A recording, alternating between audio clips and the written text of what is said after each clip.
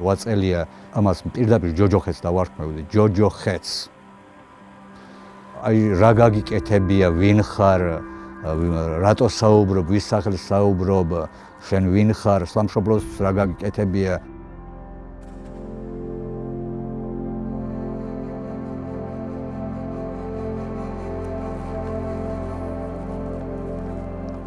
ყოველთვის დამარცხებულის მხარეს ვიყავი. ყოველთვის დაჩაგრულის მხარეს ვიყავი, ჩემი ბავშვობიდან. ყოველთვის უსამართლობის წინააღმდეგი ვიყავი. მე-4 კლასში ვიყავი, მამაჩემ რო დაიღუპა და მის მერე სულ მიწევდა დამოუკიდებელი ცხოვრება. სულ ვცდილობდი ყოფილ ვიყავი წინ. ჩემ წარსულ ცხოვრებას რო შევეხოთ, სპორტში ვიყავი პატარაობიდან. ორჯერ, სამჯერ საქართველოს პირველობას ყოფილ ვარ. ჯარის მერე დავოჯახდი და ყავდა ცოლ-შვილი, ყავდა ორი გოგო, უფროსი ორი გოგო, ნატა და ნათია და გროზნოში ყოფნის მერე დიდი შუალედი დაიჭრა და მერე გაჩნდა თემერლანი. თემერლანი გროზნოში დაიბადა. პირველ ომამდე გროზნოში ცხოვრობდით.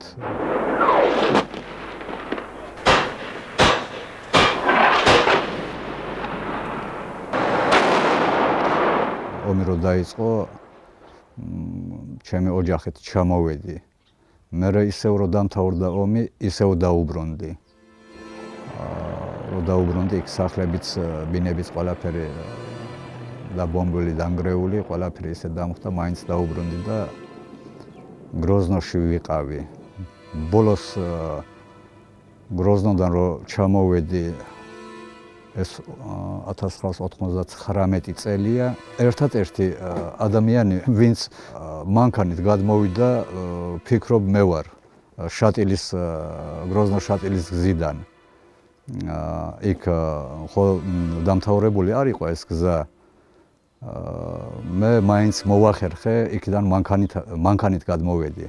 ამ გზას, შატილის გზას გამოყვა ძალიან ბევრი ჩეჩენი ტოლვილი და 100-ობით 200-300 შეიძლება ითქვას მანქანა ჩატოვეს იქ იმ ხეობაში და ჩემი გადმოსვლის მერე მესამე თუ მე-4 დღეს დაიბომბა ის პერიმეტრი დაიბომბა და ის მთელი მანქანების გადაწვეს ყველაფერი.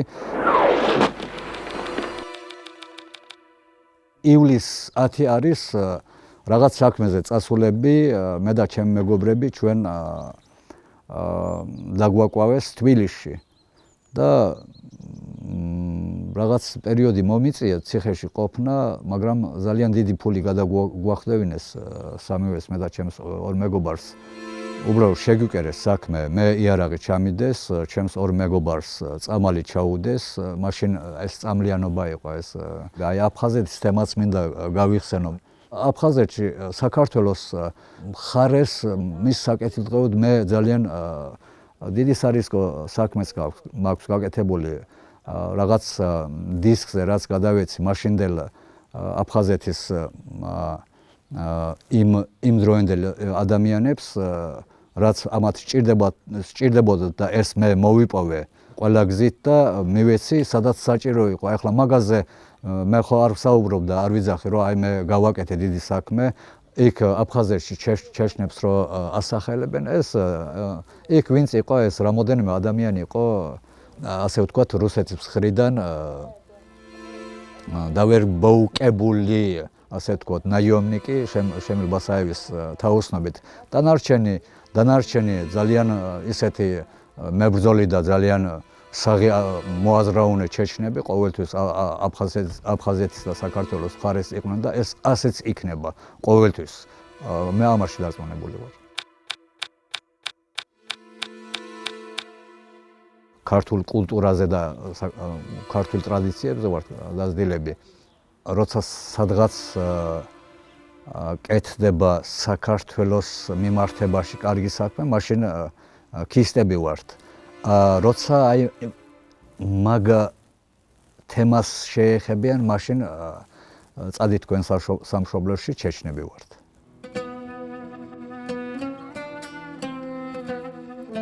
მე ამის წინათ დაუწერე ქადაგიშვილზე, ერთ-ერთი პარლამენტარია დღეს ქართული ოცნებაში, მგონი იყალთოილია. მან თქვა, აი ზუსტად ის პერიოდი იყო ცხელი ამბავი, თემერლანის ამბავი.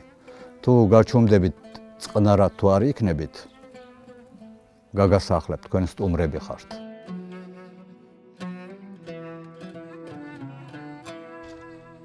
ერეკლე მეორეს პერიოდში ლეკიანობის დროს იქნა ქისტების ჩამოსახლება. მის მერე ქისტი არის ქართველის ფარად.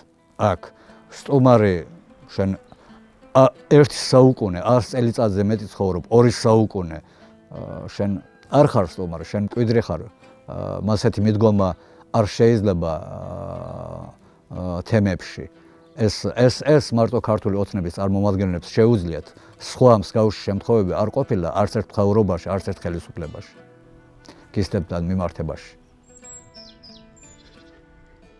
ხელისუფლებები და მთავრობები ეს ძალიან ისეთი ბინძური თემაა, ხელოვნურად ქმნიან ყველაფერს და როგორც შექმნეს ხელოვნური პანკისის ხევი.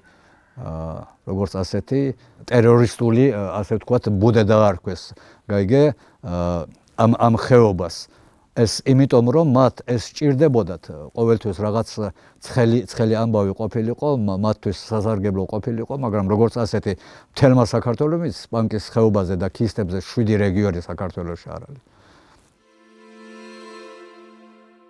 ჩემი ამბის მერე აქ ძალიან ბევრი რაღაცა შეიცვალა. აქ შავარნაძის დროსაც, სააკაშვილის დროსაც ჩვენ ვიცით რა ამბები ხდებოდა და რამდენი მკვლელობა მოხდა, ვინ სად მოკლეს, ვინ სად ჩახოცეს, ამათაც იფიქრეს, ახლა მართლა ასე ამათაც იფიქრეს, რომ მათაც გაუვიდათ ჩვენს გაგვივა. მაგრამ მათ არ იცოდნენ, აქ იყო ის ქისტი, მას ვერ გაუტარებდნენ და ვერც გაუტარებ. მე არც მაშინ სააკაშვილის დროს რო ყოფილიყო, ვერც ისინი გამაჩუმებდნენ.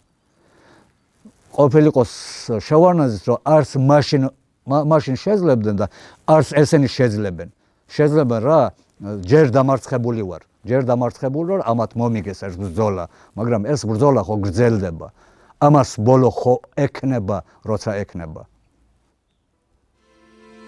აუცილებლად მოვა ბოლო. აუცილებლად დღეს დამარცხებული 8 წელია მე დამარცხებული ვარ და დამარცხებულ ბრძოლაში ვარ, დამარცხებულ ომში ვარ, მაგრამ მე გავიმარჯვებ. ჩვენ ყველანი გავიმარჯვებთ.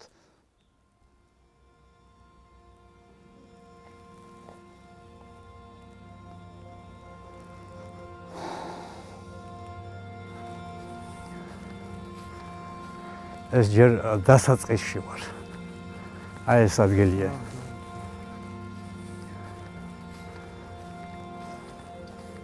თემერლანი იყო ძალიან საინტერესო ბავშვი.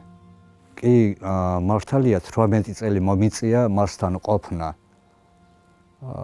უკვე როცა მოიზარდა თემერლანი, აი 14-15 წლის მერე მართლა დღეს როცა ჩემ თავთან რჩები, მართლა ბევრს ფიქრობ, რომ მსგავსი ბავშვი მე არ მინახია, იმდანად ძალიან უცხო ბავშვი იყო, ძალიან სხვა ტიპის ბავშვი იყო. ბავშვები ძალიან უყვარდა ხალხთან, ურთიერთობა ძალიან უყვარდა ჩვენთან ქისტებში. მამასთან მაინც და მაინც არ საუბრობდნენ თემაზე, მას რა უნდა, როგორ უნდა, რა თქმა უნდა, მამამ თვითონ იცის. როცა სადღაც ჟღერდება, აი შვილი არ გაზარდე, ამას რომ ეტყვიან ხოლმე, მართლა შიგნით ყველაფერი მეწვება. არა და ისეთი ბავშვი იყო. მაგრამ ხალხი ცუდია.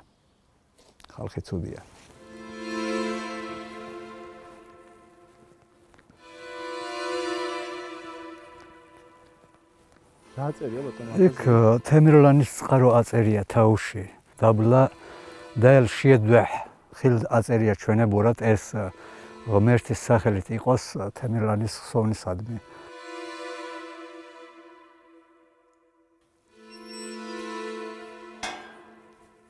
მისი სურვილი იყო ეცხოვრა თბილისში. აქ სოფელში მართლა არ უნდოდა. უკვე თბილისკენ დაიჭრა თვალი, თბილისში ცხოვრება უნდოდა, იქ ბინის ყიდვა უნდოდა, იქ სწავლის გაგრძელება უნდოდა. ამა თუ იმ ჯერ დამთავრებით ის ხო დაამთავრა, რახან 8 კლასიდან გამოიყვანეს, 8 კლასიდან იმიტომ გამოიყვანეს, რომ ამ თვალების გამო დისკომფორტი ჰქონდა. იმიტომ გამოიყვანა დედამისმა, მე არ ვიყავი მაშინ, მე წასული ვიყავი.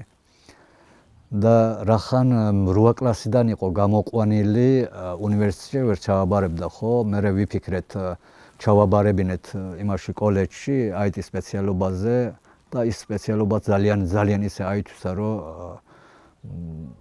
ერთ სიტყვით ძალიან მაგრად აითვისა რა. მე მქონდა აი ბოლოს სანამ ეს მოხდებოდა ხო მქონდა შეტანილი საბუთები. დაცვაში უნდა გასვლა, იქიდან ენის, ესე იგი, კარგად ქართული ენის ათვისება, მე აღმოსავლურსა და ინგლისურზე უნდა მომზადება ამ ენებთან ძალიან იყო დაინტერესებული. ძალიან ჯანსაღი სურვილები ჰქონდა და ასე ვთქვათ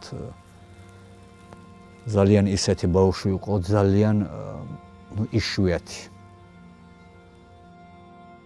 ეს არის პაპაჩემის გაკეთებული ადრე წყარო იყო და მიტოვებული იყო და ერთ დღესაც მოვედით აქ და აუხსენე, ეს არის მეთქი ასე შენ დიდი პაპის გამოყვანილი წყარო, მეთქი ასე არ იყო. მითხრა რომ უნდა გავაკეთო ეს წყარო და ავდექი და ეს წყარო გავაკეთე, მე თემირლანის სახელობის ეს კვერი გავაკეთე. ტყეში წავედი რაღაც დობიოს სარები მოუჭერი და იქ დაუტოვე ეს რამოდენიმე კონა. და მეორე დილას უთხარი თემირლანს საცალფეხო ხიდი იყო ალაზანზე გადებული. თემირლან მეთქი, მეგობრები ხო ყავს მეთქი. გადიდა ის სარის კონები გადმოიტანე მეთქი სახლში. ხო და არ გასულა, ერთი წუთიც არ გასულა თემირლანი იმ წუთასვე წავიდა. მაგრამ რო წავიდა, ვიფიქრე, ახლა რომელმე მეგობარს დაუძახებს, მეგობარს აიყვანს, ისე წავა მეთქი. მაგრამ კებიაზე რო ავედი, რო გავიხედე, მარტო მიდიოდა.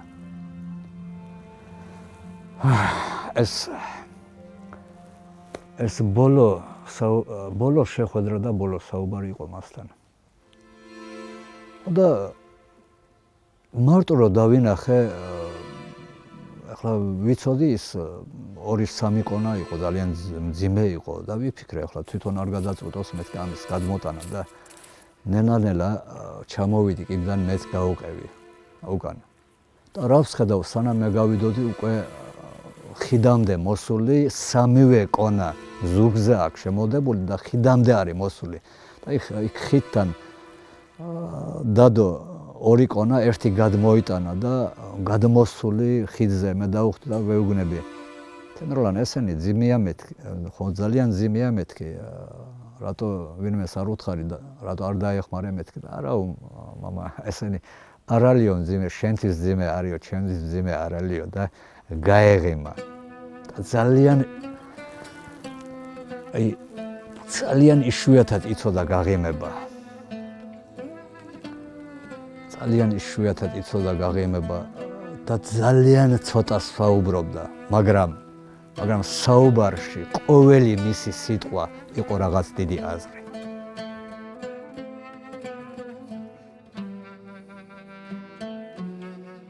რაღაც საკითხთან დაკავშირებით დედაჩემთან კამაც რას დაარქმევ მაგას, ეს გამორიცხულია. დედაჩემი რაღაც უკმაყოფილო დარჩა რაღაც ჩემს მიმართ, ან რაღაცა ისე არა ვთქვი თუ რაღაცა გადავაჭარბე, არც მახსოვს, არც ვიცი. და ღამის პირველი საათია, ისიც ერთი კვირის წინ არის ეს ამბავი სანამ მოხდება. და ღამის პირველ საათზე მოდის ტელეფონზე, ჩემთან WhatsApp-ზე რაღაც წერილი. და ეს წერილი გაუსცენი და თემერლანის WhatsApp-იდან არის. და იქ საუბარია დედაზე. დედას თუ აწყეინე, აი რამდენ ცოდვას ჩადიხარ. Bismillah. Alkoholda. Niçin doçun?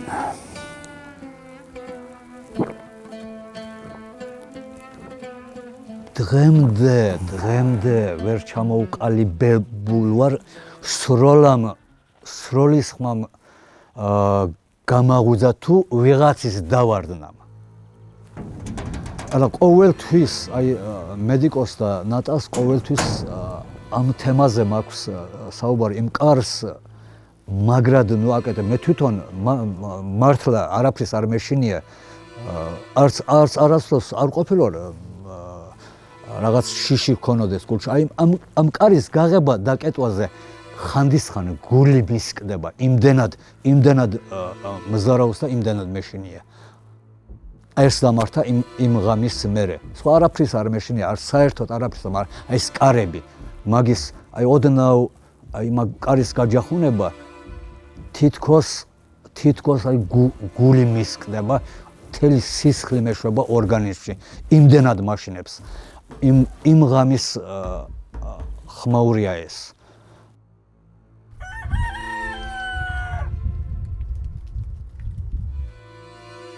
ეს დრო არის რომ გამოვიდა რა ვსხედავ აქ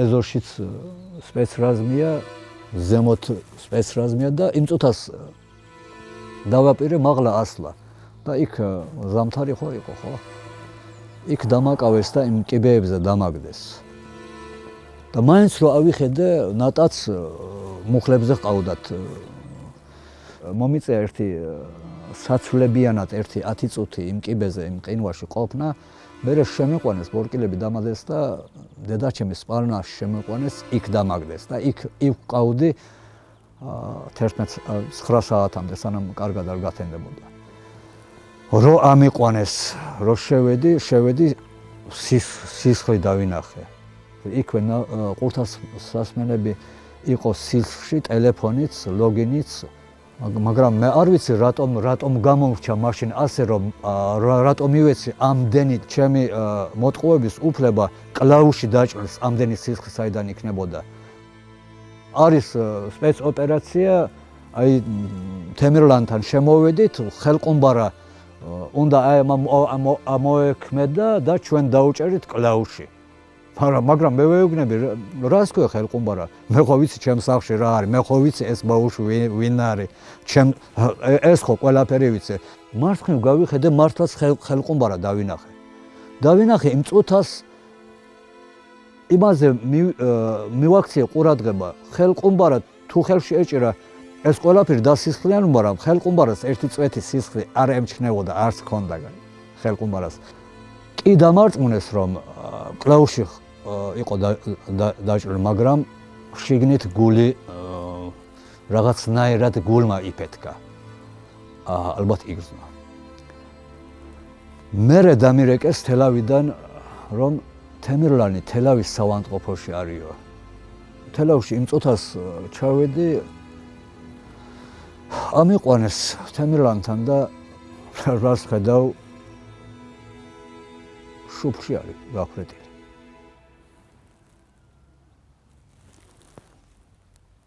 მეორე საოცრება კი იქ ხდებოდა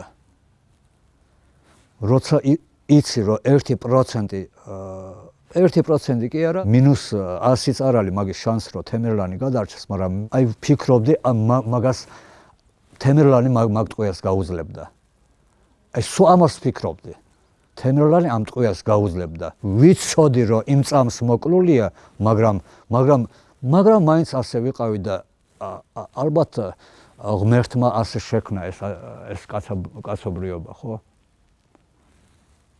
იმ დღის მერე ცხოვრება დაინგრა, ცხოვრება არ არის, მორჩა.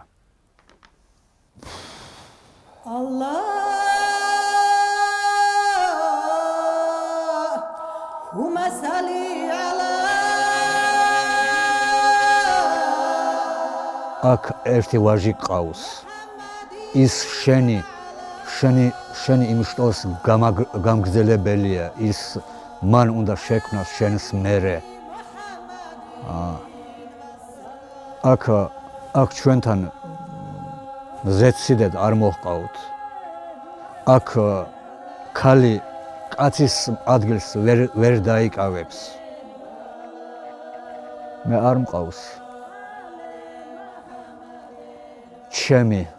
ჩემი კულტურის, ჩემი ტრადიციის, ჩემი პირადი გამაგრძელებელი.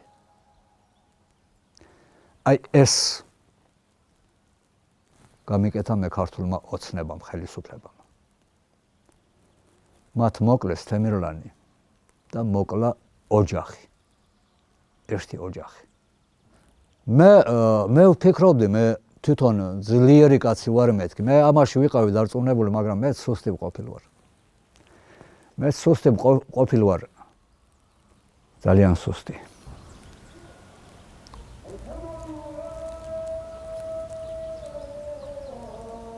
ხომარ გინდა შევაჩეროთ ინტერვიუ, როცა რომ გიწევთ. არა, ეს გამაფრთხილებელი ამის მერე 1.5 საათი დრო გვაქვს. იცით, ეს თემირლანის მკვლელობა ისეთი საქმე იყო,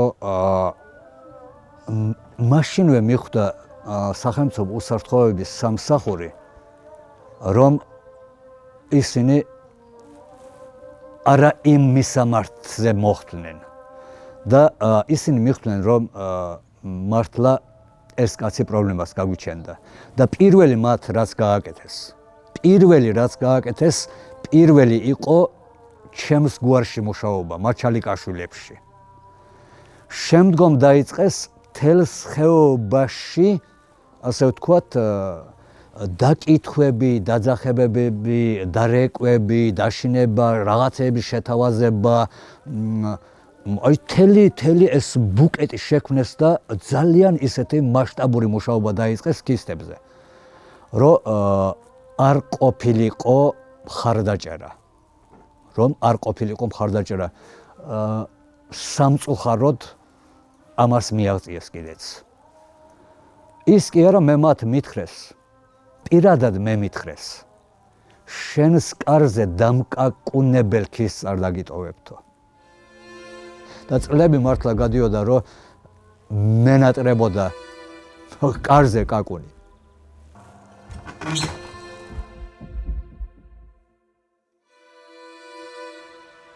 პარლამენტის წინ ყოფნის პერიოდი იქიდან იწყება, როგორც კი პირველი დაძახება, სარალიძის პირველი დაძახება მე იქ აღმოვშდი. შემდგომ ისე მოხდა, სარალიძეს საქმე ასეთი ისე ვიღაცები დაიჭირეს, სარალიძე წავიდა, მე დაურჩი გავაგრძელე. 3 ზამთარი მომიწია პარლამენტის წინ ყოფნა კარგვებში, 3 ზამთარი. მართლა დღეს რო ვფიქრობ, ახლა რო განმეორდეს ეს ამბავი, მართლა ვერ შევიძლებდი მაგას რა. ორჯერ თუ სამჯერ დამიშალეს კარვები, სამჯერვე ისევ რაღაც პერიოდი შუალედი დაიჭირა, ისევ გავანახლე.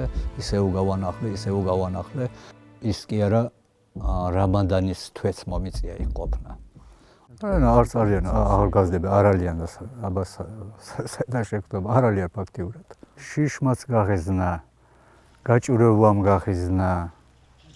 თაიგვინარის ამბავმა ისე გამოიწვია აქ ვითარება ამ ხეობაში, ყველას ქვეყნიდან წასვლა მოუნდა. ყველას ქვეყნიდან მის მერე ძალიან ბევრი წავიდა. აქ ახალგაზრდობა ახლა ძალიან ცოტა არის დარჩენილი. აქ ვერ ხედავენ თავს.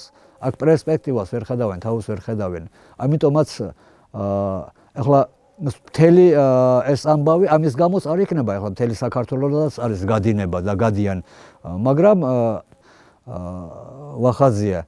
აი თქვათ წავედი დავამთავრე უნივერსიტეტი. მივიღე განათლება. რაში მჭირდება? სად გამოვიყენო? რას ქვია სად უნდა გამოიყენო, აქ გამოიყენებ, აქ გაუკეთებ შენ თავს რეალიზაციას. არა, ეს როდის ყოფილა ქის თანამდებობაზე ხო არ ნიშნავენ. რაში მჭირდება? თუნდაც პატარა თანამდებობა, ეხლა რამოდენიმე ადამიანი სოფელში რაც ჭირდება, იქ თავკაცი და საკრებულოში დაგსვამენ, მაგრამ ამბიციები, თავისებური ამბიციები ყველას აქვს. ის ქისტე იქნება თუ ქართველი იქნება, ამბიციები აქვს ყველას, ხო? უამბიციოდ ის კაცი ცოტა ვერც იქნება, ხო? თუ ნასწაული ხარ და თუ განათლება, ესე იგი ამისთვის სწავლობ. ის ამბიციაც გქონდეს და ამიტომაც აი სწავლის კუთხით ამ კუთხით იქ ვერ ხედავენ თავიანთ თავს, სადაც უნდა დაინახონ, როგორც სხვა დანარჩენი საქართველოს მოსახლეობა.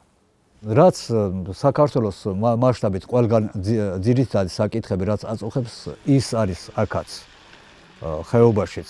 უბრალოდ ერთი მაგალითი ავიღოთ, 4 წელია დუის საშუალო სკოლა დაანგრიეს. მაგ სკოლას აქვს თავისი ტერიტორია, სადაც შეიძლებოდა ახალი სკოლის აშენება და შემდგომში იმ სკოლის დანგრევა. რატომღაც ამათ დაანგრიეს ეს სკოლა და ხეობას დაპირდნენ, რომ სოფელს დაპირდნენ, აი მომავალ წელს ააშენებდა, როგორც გაერკვა ტენდერის ფული შეიჭამა, ეს სკოლა არ აშენდა. უკვე 4 წელია. აქედან ბავშვები გადაყავთ მეორე სოფელში, არის სოფელი წინუბანი. სადაც ზამთარში ისეთი გზა არის, შესაძლებელია ჩამოიხერგოს, კლე ჩამოიშალოს, ან გადავარდეს, ისეთი გზა არის, მაინც იქ უწევთ ამ სოფლიდან სიარული იმ 500 ბავშვს, მაგრამ ყველაზე მთავარი აქ რა არის? წინუბანის სკოლა იყო 90 ბავშვის გათვლილი სკოლა, პატარა სკოლა. თვითონ წინუბანის პატარა სოფელია. პლუს ის 90 ბავშვი და აქედან 500-მდე ბავშვი იმ სკოლაში უწევთ პროგრამის სწავლების გავლა. ხალხი კიდე როგორც დღეს თელ საქართველოს მასშტაბით არის გაჩუმებული, ისე გაჩუმებული არის აქაც. მერე ეს აყვანილი ჰყავთ ეს შოფრები, მარშრუტკები, რაღაცეები, მაგათ უხდიან თითოს 3000 ლარებს, ისიც თავიანთები არის ყველა შოფერი და ყველა მძღოლი. იმათაც კარგად არიან, კარგად გზნობენ თავს, თვეში 3000 ლარს იღებენ, სოფელში არიან თავიანთ სოფელში. კარგი შემოსავალია. მათ სანათესა უყავთ, მათ ის ყავთ და არიან ეს ხალხი ჩუმად და არიან. ხმას არავინ არ იღებს. სკოლა არ შენდება. ჯერ დაიწყეს გარეჯი გაგვიყიდესო. აქ რამდენად მოძლიერდნენ. შემდგომ დაიწყეს ევროპა გარყვნილია, კაცებზე გაგვითხოვებენ და ეს ამბავი. რას ქვია, ნახევარი საქართველო ევროპაშია ნუკმა პურის საშუალებლად წასული. ნახევარზე მეტი საქართველო ევროპაშია. ესე იგი, ყველა კაცი გათხოვილა და ყველა კაცი გაგვიფუჭეს. ამას იძახიან თვითონ კიდე ბავშვებიც იქ სწავლებენ, შვილებიც იქ სწავლობენ. ჭამას იქიდან ჩამოაქვთ, ყველაფერს იქ ამზადებენ, იქ ულაობენ და აქ ჩვენ გვიკრძალავენ ევროპას, ვითომ გარყვნილი ევროპა. გარყვნილი არალი, გარყვნილები ჩვენ ვართ, ამას რო ვიჯერებთ. ევროპა, ევროკავშირი, ის ადგილია, სადაც შეგიძლია შენი თავის რეალიზაციის გაკეთება, სადაც შეგიძლია დოვლათის შექმნა, სადაც შეგიძლია იყო პერსპექტიული, სადაც შეგიძლია თუნდაც წარმოვიდგინე, ავიღოთ ნებისმიერი ჩვენი სპორტსმენი. სად შექმნა მაგან თავის თავი? აი სად შექმნა იმის გააზრებით ტვინი და თავი ამათ რატო არა აქვთ გაოცებული? ყველამ ევროპაში შექმნა თავის თავი, ხო? ყველამ ევროპაში. საქართველოს დაარსების დღიდან ევროპაა.